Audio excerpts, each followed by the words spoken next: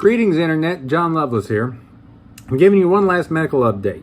I'm just about over my recovery. I'm ready to go back to work Monday. Today's Friday. And things are going really, really good. I got my staples out today. That was a fun experience. You've not lived until you've sat on a table and saw someone take basically pliers and pull chunks of metal out of your skin, one right after the other. And to top it all off, my daughter, who went with us, decided she wanted to help. And they let her take some of them out. So if you're a high school student, you can do medical procedures on anybody in the United States of America. And they will let you.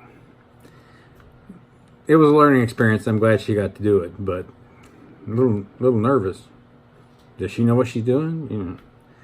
Anyway, so recovery went well for the most part. It's 3 weeks after surgery. And as far as the incision, which we talked about in the hospital, was much larger than expected. It healed really well. When I got the stitches out, when I got the staples out today, they said everything looked really good. Everything had mended nicely. There was no problems that they could see. So, bravo, everything mended really well. But recovery was still hard, not because of the incision, because by the time we came home from the hospital, within just a day or so, I didn't even really need any pain medicine. It was everything that went with that, everything that came after that, that was the problem. My digestive tract just went into rebellion after surgery. I mean, it was just horrible. When I had the first surgery to remove that cancerous tumor in my intestine 5 years ago, they ended up cutting, there's a stretch of intestine. They cut it on both sides of the tumor, take the tumor out, and then sew the two pieces of intestine back together. So that intestine didn't work right for the first week after that surgery because it had been severed and reattached. And so therefore it was in shock. It didn't want to function. It was, you couldn't put anything but liquid through it. And the muscles that's in the intestine that move things along the line had quit working for a while. It took them a while to wake up and start working again. But this time they didn't cut my intestine. They didn't cut my bowel in any way. They just went around it to get to the lymph node that they wanted to remove. So I didn't expect there to be any problem with my digestive tract after the fact. But when I got home, man, I got sick. I mean, I was just, not to be too graphic, but I was just puking pure green bile, acidy nastiness. I couldn't keep anything down. I lost every bit of the energy in my body. I felt like I was I felt like I was dying. I couldn't keep my eyes open. I couldn't move hardly.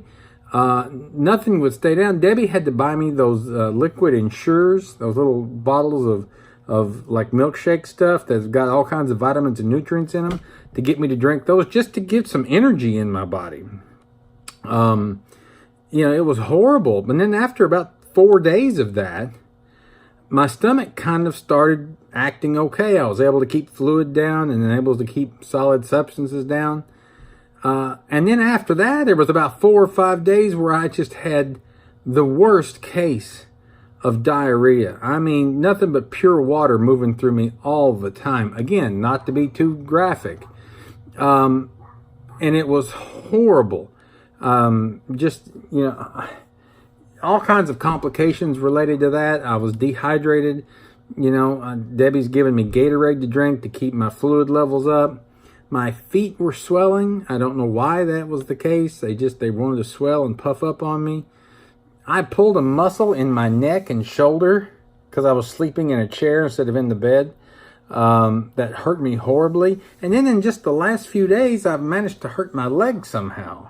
You know how you would hyperextend your elbow if you went to sleep and your elbow was over the edge of the bed? Well, somehow or another, I've done that to my leg, and my leg is horrible, and it won't hardly support my weight. And it's just, I look back at my recovery, and the things that they did to me during surgery healed really quickly and really fast. And the things that happened along with that, after the fact that was unrelated to that, took forever to get better from. And I don't know why. It just, like I said, it was probably the toughest 3 weeks of my life physically, these last 3 weeks. But I have to say that today I thank God that I'm on the mend, and that I stopped by the office today and they were happy to see me. I went and got my staples out today. Me and the wife went out to a post-Valentine's Day lunch today. And I even run around Walmart today, but I took advantage of the shopping motorized buggy thing and drove around on it all day. I've never drove one of those before. So I was just, running into things and having fun. That was kind of cool. But just wanted to let everybody know that hopefully things will get back to normal now. I should be back to work on Monday. Hopefully we'll be back at church maybe Sunday night. You should see me out and about going forward. I don't anticipate any further problems until transplant. Transplant, they no telling when that could happen. They'll want to give me sufficient time to heal up from this, because even though they got my staples out, things are still mending in there. They'll want to give me sufficient time to heal up from that, and then they'll want to, take their time about finding the proper liver. We still need to try and find a living donor if possible, because it's such a much better process if you have a living donor. Somebody to donate part of their liver instead of waiting for someone to die and take their liver. Because when you wait for someone to die, then it's a rush against time. You've got to use that liver before it expires. If you do a living donor, then everybody can come to the hospital when they're ready. It's a much better process for everybody involved, and the chances of success are much higher.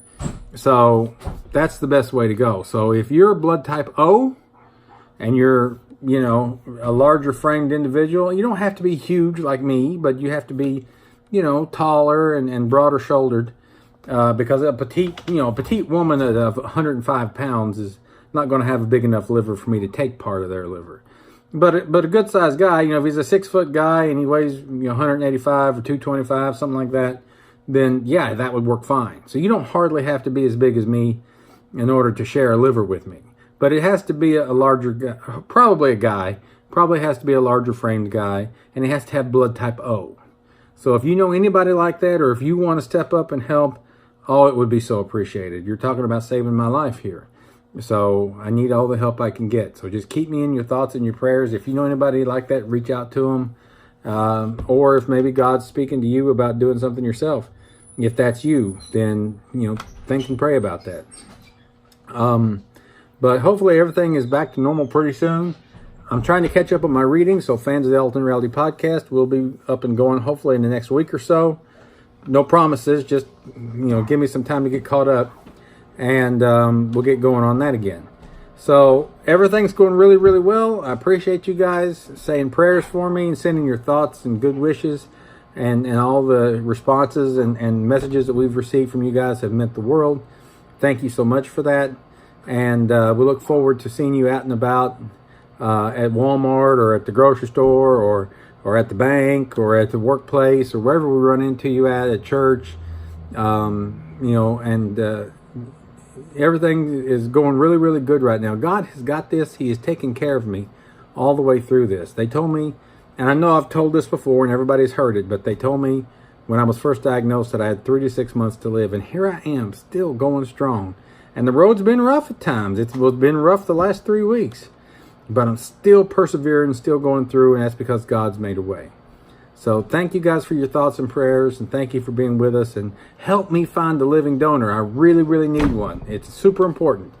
So until next time, my name is John. You guys have a good day.